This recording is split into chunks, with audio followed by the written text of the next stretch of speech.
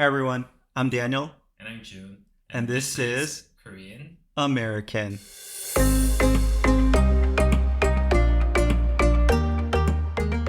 So, Daniel, yeah, I heard that you went to your annual health screening yesterday. I did. It's my second time, so I'm a little bit more familiar with it. Yeah. Last year, I was quite nervous, Mhm. especially for the conscious sedation part of it. But Mhm. overall, it was good. It was really fast. Last year, I guess I scheduled it a bit later in the year. I don't remember exactly, Mhm. but yeah, it was full. It was a lot of people. This time around, Mhm. it was literally just me and my wife. We maybe saw one other person the whole day. Oh wow. Yeah, and I think it's good for us to tell our audience that the reason why you're getting health screen every year is because in Korea, if you're employed to a company, it's mandatory that your employer Mhm. provides you with health screening every year. Yeah, so thank you, employer. This was free for me, but let me tell you, it was not free for my wife. we, we had to pay out of pocket quite a Oh bit. really? So Yeah, didn't she get a discount though?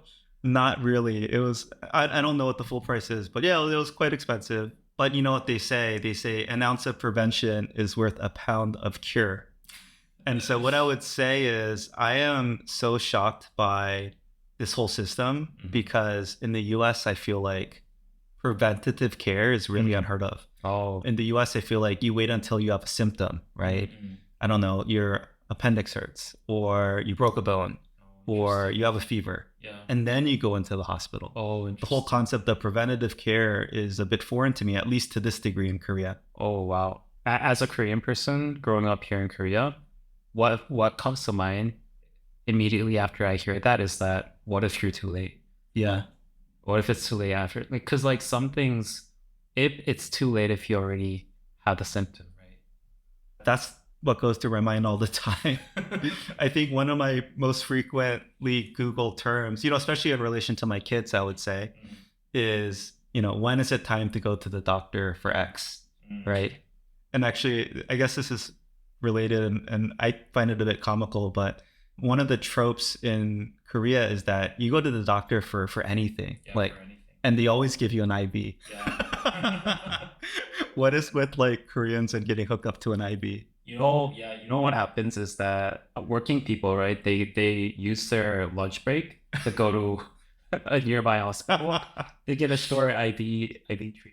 Wow. Yeah. What is the thinking there? Because from my perspective, getting pricked with a needle and then getting some fluid put into your system, that's a big deal. You don't take an IV casually, at least in the US. But why is it that in Korea, in dramas, as an example, an IV feels like the first thing. Look, here you are at the hospital. Let's get you set up with an IV right away, like before they even go deeper. Yeah, I've never had one myself, but what I heard from my friends is that the results are so dramatic, right? If you're really tired, if you get one of these, there's a term for this, like it's they're all branded here. Uh-huh. And it's called, there are many names, but one of them is called 포도당 주사. Hold on, great. I don't know what 포도당 is in English, but wait, let me quickly Google Wait, this. it's not great. It is great, but I'm Yes. sure there's something. Yeah. Wait, 포도당 주사 is Live glucose. googling. Oh, glucose. I see. Glucose. So it gives you sugar, basically. Yeah, Gives you energy. Yeah, it gives you energy. I've heard that too. If you're like, I don't know, dehydrated, and if you drink too much, Yeah, at least yeah, because there's a work culture, Yeah. which is, I personally think is pretty toxic. It's called basic. Oh yeah. It's like, what would you call basic in? There is no equivalent. It's kind of It's like a team gathering. Yeah. Yeah, but it ends up being like a really heavy drinking thing. Yeah. Yeah. So after you have like an intense night of drinking, Team bonding over food and Yeah. alcohol. Yeah. they will use their lunch breaks the next day to get these glucose. No way. Yeah. And I heard that it's so powerful. Right? Yeah. You feel so much more energized. And is it really as simple as I can walk into a clinic and say, hey, I'm feeling a little bit tired. Yeah. Can I get a poro something Yeah. IV? Yes. Wow, that's crazy. Yeah. Yeah. Okay. And it wouldn't even cost that much. Well, I now, I was joking at first, but now I kind of want to get one just to experience it. Yeah. Kind of like a Red Bull, but directly into your veins. I always wanted to get one. I don't know why. Well, you know what that means. We need to get really drunk and then Yeah. try it the next day to see if it helps us recover. Yeah. Okay, getting back on track. So, yes, I had my second annual preventative health screening here. By the way, does the yearly test have a name in Korean? Yes. In Korean, it's called 건강검진. 건강검진. Okay, Yeah. okay. What does that translate to directly? It's directly translated to health screening. Oh, okay, okay. Yeah, got it. I guess, yeah, so it's my second one. Basically, here, let me pull it up. I have a picture of the test they ran. Every year, for example, I had a hearing test. I got my body, body measurements done, things like percent body fat and percent muscle, etc. I got a chest x-ray. I got a EKG, I believe it's called, although here it's abbreviated ECG on what I'm looking at.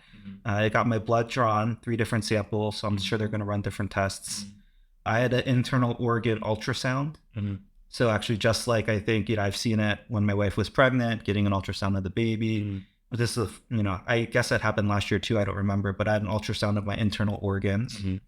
And then I had an endoscopy, and, every year you get one extra thing for free. And the thinking here is they have, 5 different specialty tests, and you're supposed to cycle through them every year, I think. So maybe on average you get one every 5 years. But yesterday I had my first ever colonoscopy.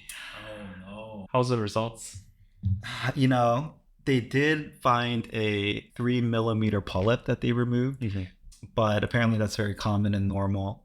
Anything, if it were 7 millimeters or larger, they would have referred me, I believe, to a specialist to get it removed. But, since it was small, they just did it right there. So I guess I expect them to run a biopsy on it, make sure it's non-cancerous.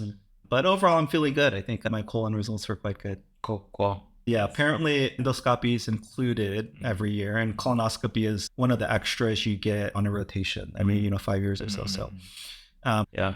Oh, there's a lot to talk about. I feel like we're getting too off track. I do want to ask though, what is it with Koreans and smoking, and when did it become like not so popular? Because my vision of Korea before, like everyone smoked, and they smoked a lot, right? Like everyone visiting from the US would always bring like a pack of Marlboro Lights or something, right? Yeah.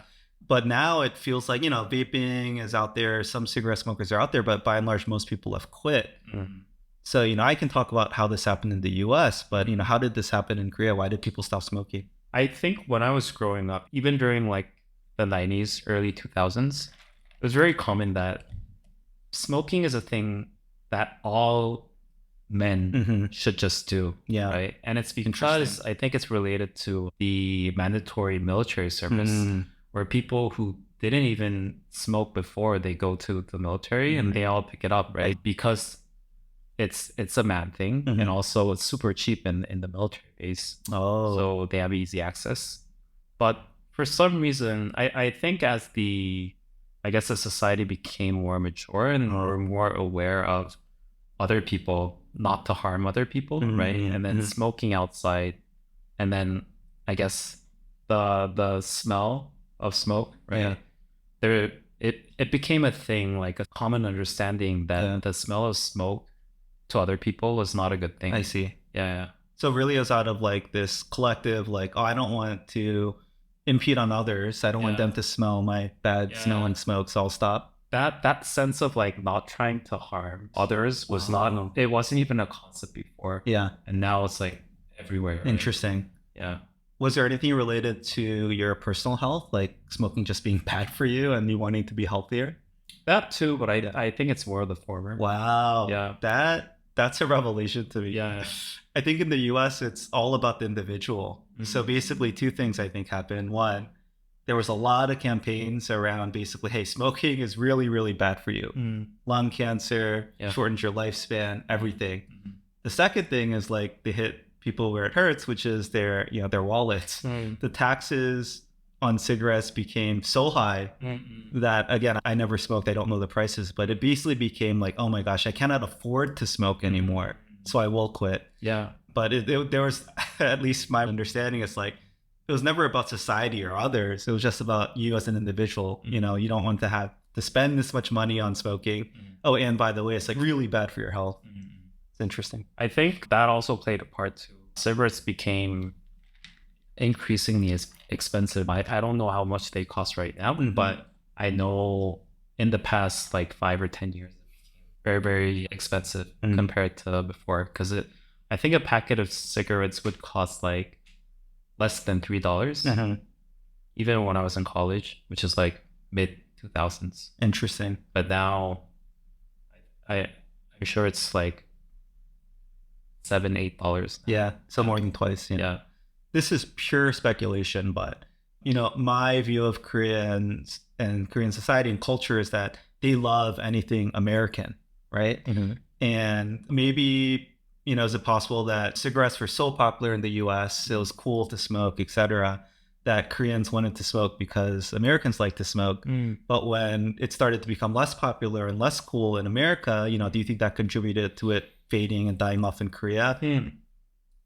I don't know if it's necessarily a US influence, but I would say that smoking is not so cool anymore. Yeah, I agree with that. And Korean people are very, very conscious about like how they are perceived by others, right? And if they're doing something that's not cool, they would just quit immediately. Interesting. Okay, good time to transition. So I think one thing I will say is that the affordability and cost of healthcare in Korea, it's insanely cheap. And for my entire life, honestly, my entire adult life living in America, I have been so deathly afraid of being unemployed, not primarily from, like, say, an income perspective, but just figuring out and navigating and paying for private health insurance just felt like this impossible, super daunting task in the US. And I lived in California, which is like one of the more progressive states for helping people have healthcare and health insurance privately, right? Not tied to their employment. But in Korea, everything, even though I'm working for a company here, I'm under the national health insurance plan. This was actually a big source of confusion between me and my HR department when moving out here. I was like, oh, can you get me and my family registered onto, health insurance? And they were like, we don't do that. You do that on your own. I was like, what do you mean? This is because in the US, everything is done and tied through your employer. They do take care of it for you. In Korea, you're just under the national health insurance plan, just like everyone else, whether you're employed or not. And so that, again, for me, that's very freeing. Like, oh my gosh, like I have this safety net. Like, even if I'm not employed, healthcare is going to be affordable and accessible for me. And to be clear, I do think it's more expensive, right? I think companies in Korea do help with the cost and premium, but it's still relatively affordable. Like, I think for my wife and 3 kids, as foreigners too, I think as citizens, we might even get a lower rate. We were paying something like $400 a month for all of our coverage. That's insane. I think in the US, it's something more like, I'll just throw out like $1,500 a month. Oh, wow. Just for health insurance. So it's 1/4 of the price. Yeah. So as a Korean person, I've never experienced the US healthcare system in person, but you hear so many scary stories about how messed up it is, right? And I went to grad school in the States, right? So I had a little experience of what it was. And although my school had a healthcare program, right? When I was leaving for the States for the first time, what my parents told me was that, Jun, if you're sick, just remember to always just fly back to Korea. Unless it's something super serious. Yeah. And there was within the 유학생 community, there was a saying that they told me that never ever take the ambulance. It's true. If you're not insured, not something is absurd. I heard scary stories about you taking the ambulance for like 5 minutes, and then it'll cost you like $5,000. That doesn't surprise me. Healthcare in the US is, I think, straight up broken. Because there's this middle person, right, at the insurance company. Even doctors, they don't even know how much something costs. They just treat you. Their job is to make you well. But there's this intermediary, the insurance company. And then again, it's all tied to your employer. And so it's reasonable out of pocket for me when I'm working. When I'm not, I have to basically like pay so much out of pocket because my employer is not covering it for me. So really, it's quite scary. It's always been a huge like, oh my gosh, like I can't not work, or between my wife and I, let's say one of us always has to have a job just so we can have health insurance and health coverage, right, for our family. And it's just anyway, it is so freeing being in Korea, not feeling that. When's the last time you went to a Korean clinic or something?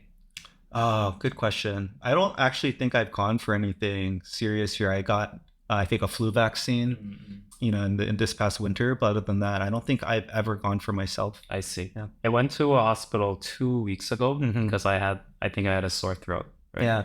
And I'll just describe my experience, right? So you have a sore throat and you feel like you have a fever. You go to your local clinic, which is like they're everywhere, right? They are so everywhere. I went to your nose, throat. What do you call it? ENT. Yeah, ear, nose, throat. Which is like 3 minutes walk from where I live. Is it Wing? Did you go to Wing? Oh yeah. Yeah. That's where we go for everything. Yeah. So I went there. For about, I don't know, 30 minutes or so. But you can immediately meet the doctor. Wait, you just walk in. You just no appointment. No appointment or anything. Okay, keep going. Yeah. You just meet the doctor and he prescribes you with something, and I pay like what, 8,000원?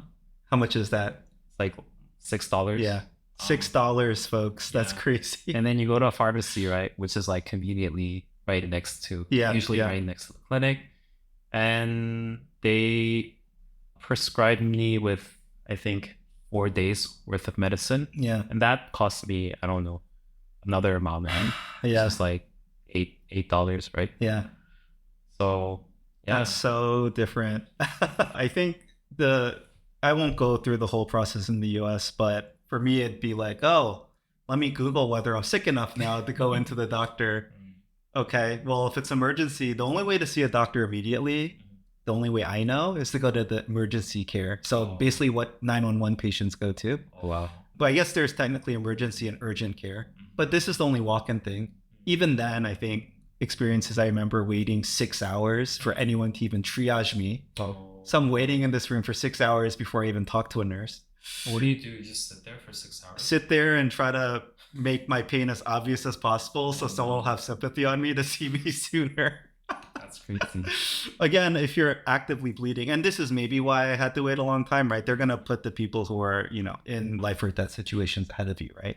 But again, to see a doctor, I don't know any other way. Otherwise, you have to call to schedule an appointment with what is called your PCP, or primary care physician. Does this concept exist in the US, like a doctor that is the one you see regularly? I don't think so. Yeah, I think so.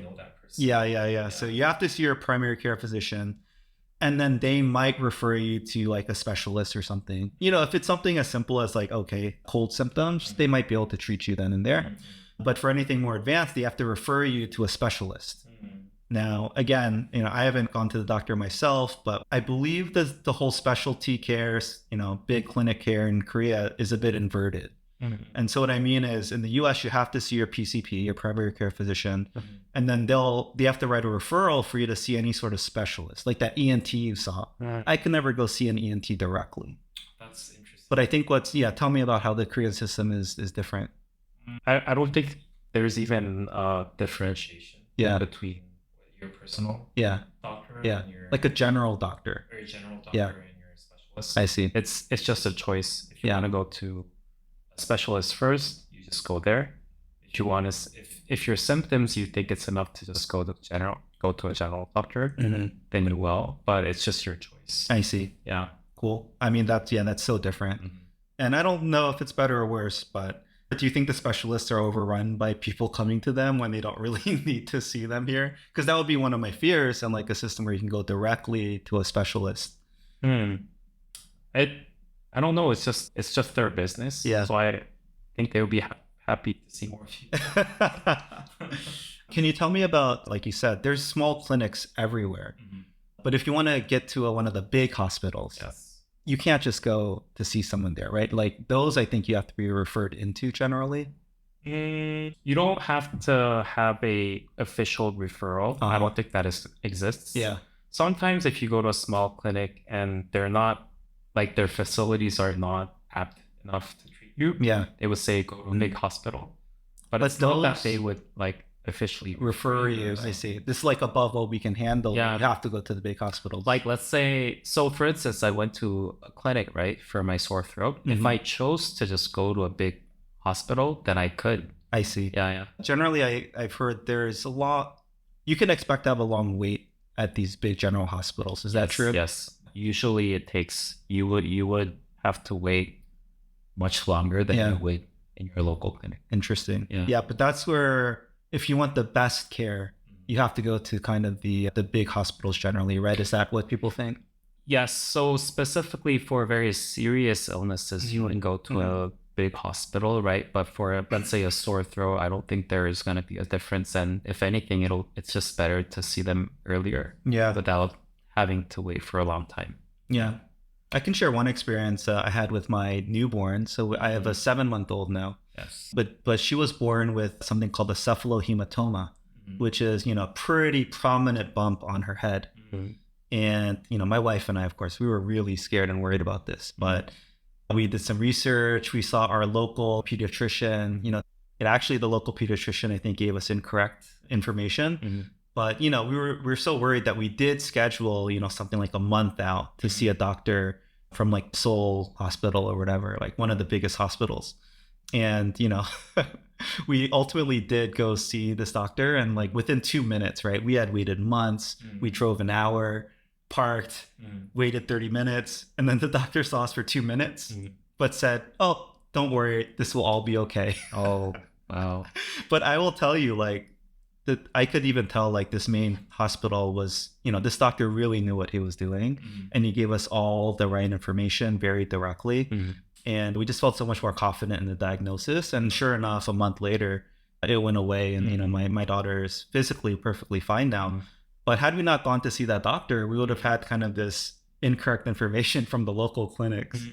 So yeah, definitely I get the sense that the main big hospitals are, where you can get the best care, at least from my perspective.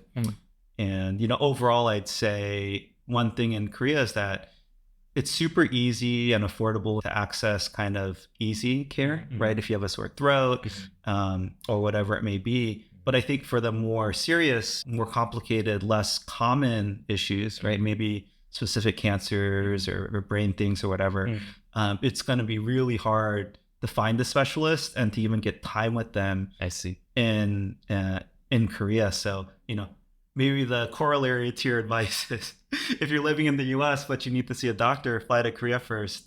At least the way I think about it living here, it's, if we ever really need super specialized or very advanced care, we would probably think about flying to the US to get it. Yeah. Even though it's very expensive. What do you think about that? Oh, I've never, I don't know. One of my parents is a doctor, and I always thought, I never had a perception that Korean medical system is inferior to anywhere else. Oh, interesting. Yeah. Maybe I touched did I touch a nerve here? No. But Jun's dad or Jun's doctor parent, I'm sorry. It just, but I get it. It makes sense, right? Because like all the best hospitals in the world, like if you see the rankings now in the States, I can see how, like, for very special treatments, it'll be better to get treated in the States. Yeah. I do think it's consistent with, what national healthcare provides and enables is this really broad safety net for everyone to get basic minimum care, right? But that, I think, does come at the cost of maybe the extremely, specialized care that might be prohibitively expensive for most people to access. Whereas in the US, it's kind of flipped, right? Like the really specialized care and advanced latest stuff is more accessible. It might not be affordable, but it's there. Whereas like that common base safety net in the US is actually quite expensive. I think that makes sense. Have you ever been to Hanis or I think Eastern medicine? That's one aspect of the medical system that's very different in Korea that doesn't, it does exist in the States, but not very common, right? Oh, for sure. It's kind of thought of as like folk medicine, like wave incense around, you'll magically be healed. Yeah, so I wouldn't say that people think it's equal, right? It's a substitute. Yeah. It's a substitutional treatment that you can get for very specific conditions, right? For instance, acupuncture. Yeah. Like if you have a sprain sprained neck, Yeah. right? I think a lot of people would prefer to go to a Chinese medical clinic because it's more, I guess the effects are more immediate. Yeah. And then one interesting thing about Chinese medicines is also covered by national health Really? insurance. Yeah. That's awesome. And how people utilize this is when you get into car accidents. Yeah. And if your insurance company is paying for it, Yeah. you would go to these Chinese medical clinics because their facilities are like hotels. Really? Because they have to have a cutting edge compared to Because it's so competitive. yeah. Something that Western medicine would just not do. Yeah. So their facilities are crazy. It's like an hotel. Yeah. You just stay there. It's like a spa. Wow. And you stay there for like 3 or 4 days, right? And you just like you're feeling very refreshed. You didn't even 3 or 4 days. yeah, It's you like didn't checking even in. hurt yourself to begin with. You just stay there and let your insurance company pay for it. Wow. Yeah. Okay, I really want to go to one of these clinics, at least to get, acupuncture, I think in the US has become really popular these days. Yeah. Maybe 10 years ago, seen as like, why would you do that? Yeah. But, even in the NBA, for example, like cupping, right, which is where they like, get the bad blood out of your body. You see every NBA player with these like cupping marks all over their body. And, I even tried it. It's like, oh, this is interesting. And it's become quite trendy in the US, I would say. Really? So having the cupping marks, it's like a trademark or yes. being ahjussis. Oh, that is not where I thought you were going. In the US, I think it's almost seen as like quite trendy. Like, oh, you're cool if you have the cupping marks. Like you're into acupuncture. Yeah. I also wanted to mention the food in the Chinese medical clinics. Yeah. If you're hospitalized there, right? Yeah. In Western medicine, hospital food, right? There's very strict regulations of what you can serve in hospitals. Yeah, at least, the stigma in the US is like hospital food is crap. Yeah, it doesn't taste good. But in Chinese medicine, they don't have those regulations. They would just go full on hotel food. Wow. So the food that they serve you is like actually much, much better. I really need to check out one of these Chinese medicine clinics. Yeah. I did go to a Hanisa Chinese doctor once, and I will say I was blown away. They touched my body, felt my pulse, looked at me, and then they, gave me some like, oh, this is your whatever, this is how your body is. It was eerily accurate, right? Like the types of food I like, how I respond to like spicy or not, what I should and shouldn't eat. And it's like, oh my gosh, like there's something to this. So obviously it might not be as scientific, but I would say it's been, it's a long-standing tradition, right? This type of medicine has been going on for thousands of years.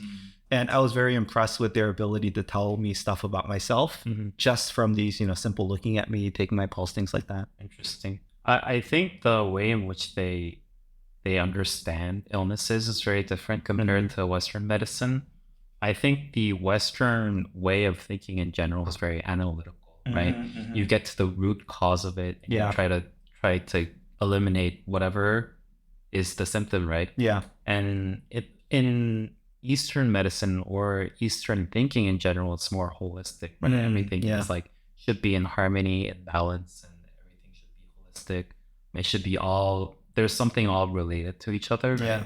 So it's also very deeply integrated to the household remedies. Yeah. Let's talk about some of the household remedies. Yeah. So, did you have any experience growing up? Yeah, there's two I'd call out. One is when I was growing up, when I had a fever, the first thing my parents would do is they would put me in a scalding hot bath. And I think their thinking is like, okay, your body raises its temperature, you get a fever because you're trying to fight off some disease and eliminate that by raising your body temperature. So let's just help your body do that to get it over as quick as possible. Yeah. There's a saying, sweating it out. Yeah, sweat it out, right? Yeah. I think in the US, they try to treat the symptoms. And so I think the response to a fever would be, put a cold compress on your forehead to try to cool your body down so you're not too uncomfortable. But I do think that's the difference. I see, at least in the West, medicine tries to treat the symptoms rather than try to like get you healthier sooner, if that makes sense. Also in the nature of trying to sweat it out, right? Yeah. When you have a fever, there's Okay, obviously growing up, my parents, they're doctors, so they never really resort household remedies. But there's a very common thing that people do in general in Korea, Yeah. where they would put gochugaru, right, which is Red chili pepper, yeah. into soju, and you would drink it. So Even that, as a kid? not as a kid, Oh, but okay, it's- okay. yeah, that'll be kind of that'll be messed up. Gochugaru into soju. Yeah, I've yeah. never heard of that. Yeah, and then so your body obviously it heats up Yeah. because of the spiciness. Yeah, and yeah, also yeah. the alcohol. Uh-huh. And then you would your body would get warm and you would sweat it out. I do like eating spicy food if I'm congested because it clears up my sinuses a little bit. Is it similar to that?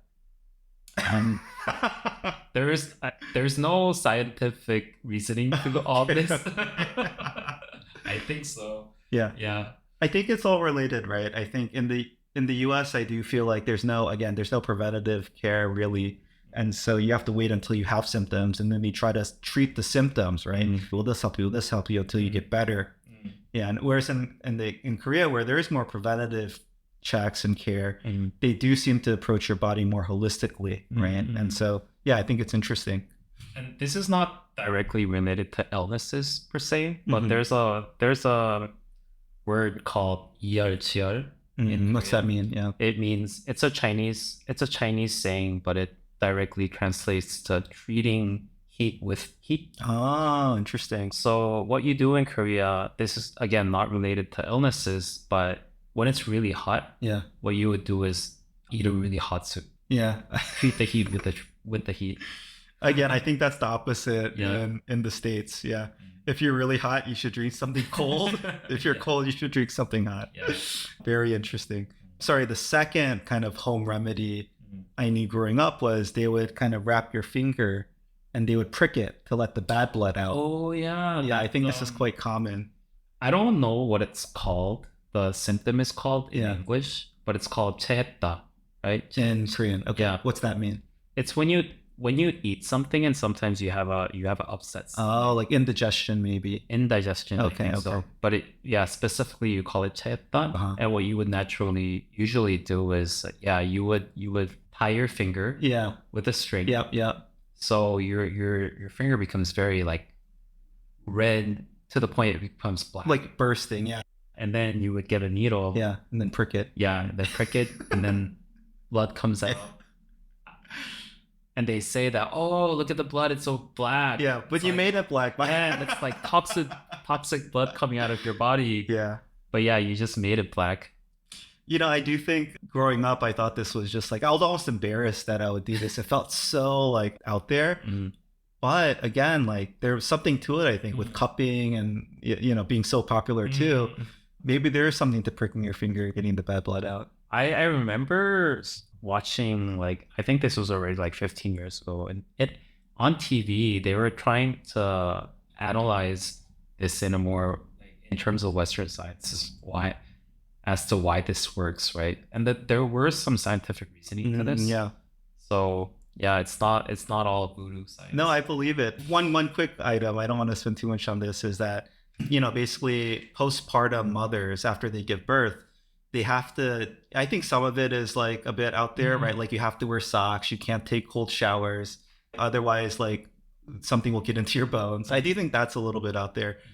But another thing that Koreans are fairly religious about is eating seaweed soup, so miyeokguk.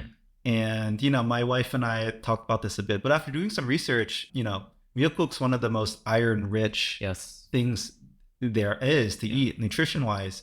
And that's like one of the things that postpartum mothers need the most of is iron. And so, there's actually is some science around this is like the perfect, postpartum meal for women who are recovering from childbirth and breastfeeding.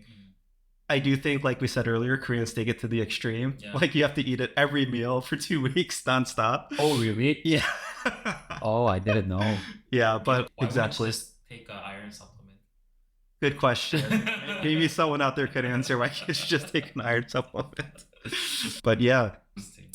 And that is the reason why you have miyeokguk for your birthday. Yeah, I do. I did learn that too late, that it's to honor your mother, right, on her birthday. I just thought it was a random tradition. I didn't know it was tied to, I guess, the mother and like postpartum care. So this episode's quite long. There's one more thing I wanted to touch on. I have not been to an eye doctor here, but I have gone to the dentist. By and large, I will say though, the dentists here, quite similar to the US, you know, you have to be concerned or aware of them trying to prescribe you things or tell you need things that you don't need because they want to make money. They're famous for that. In Korea? Yeah. In America too. Specifically dentists. In America too. Yeah. So always get a second opinion. Yes. The second thing is there's this term here I've never heard of before. Have you heard of scaling? Yeah, scaling. Scaling. Yeah. What is common thing that you get? What is scaling? I think I know, but I've never heard the term before, and it seems so common here. So Daniel and I were talking about the term scaling right before I started recording, and it blew my mind that scaling was not an English term that was used in the States, because it sounds so. It's an English word, scaling, right? Yeah. Like there's no term called scaling. Wait, did you not get scaling when you were doing your health screening yesterday? Because they do. Dentist stuff? Yeah. No, I did not. Oh, yeah. Some hospitals. Interesting. Yeah. I did get scaling the last time I saw a dentist. Oh. It's just a deep cleaning, right? Where they remove the plaque. Yeah. So it's interesting because I've never heard of this term, deep cleaning. It's always scaling. Yeah. Okay. Got it. So scaling is just your cleaning. Okay. Even my cat. Yeah. He gets scaling every year. Interesting. Yeah. I guess it's like the thinking is like you're scaling a fish or something. Like you want to get rid of everything that's on it to make it smooth. I think so. That's the only time I've heard scaling referred to in the US. It's like, oh, you're scaling a fish. Oh, never anything related to teeth. Why is it called scaling? It's so random. Even at the hair salon, you know, if you have dandruff. Scaling. Yeah, they call it like dandruff scaling for your scalp or something, right? It's supposed to like get rid of. Yeah. Okay, this is not a term in the US. It's completely like been co-opted by Koreans to refer to that, like I guess making something smooth. I think there's like face scaling too. Oh, getting rid of the dead skin flakes. Anything that it's like a treatment related to getting rid of something that's like on the surface. I think it's called scaling. Maybe I'm wrong. Again, someone correct me out there, but I've never heard of scaling used that way in the US. It's completely a Korean word. That was mind blowing. I think the number one reason for most Korean people, unless they have a serious, like something seriously related to your teeth that you have to get treated with, you regularly just go to a dentist. To get scaling. Yeah. How often? So in the US growing up, my mom was very religious about twice a year you went to the doctor. Twice a year. Here it's once a year. Right? Once a year. Yes. Yeah. Okay. I think insurance here only covers one visit a year. Oh, they do? That's what I believe. Yeah. I didn't know. So my mom's a dentist. Oh, no way. Yeah. I didn't know that. So I went to my mom's clinic every year. Oh, yeah. So even now, like paying for something related to your teeth. Yeah. It's painful for you. So weird. You're used to getting it for free. Yeah. Interesting. I will say, anyway, I think that is everything for this week. So again, thank you all for listening. Thank you all for listening. Yeah. We aim to do this show weekly. Let us know how we're doing. Yeah, and if you have any comments or suggestions for future topics, follow us at Korean American Podcast on Instagram. And eventually other social medias. Yeah. And you'll join us on this journey. Thank you. Thank you.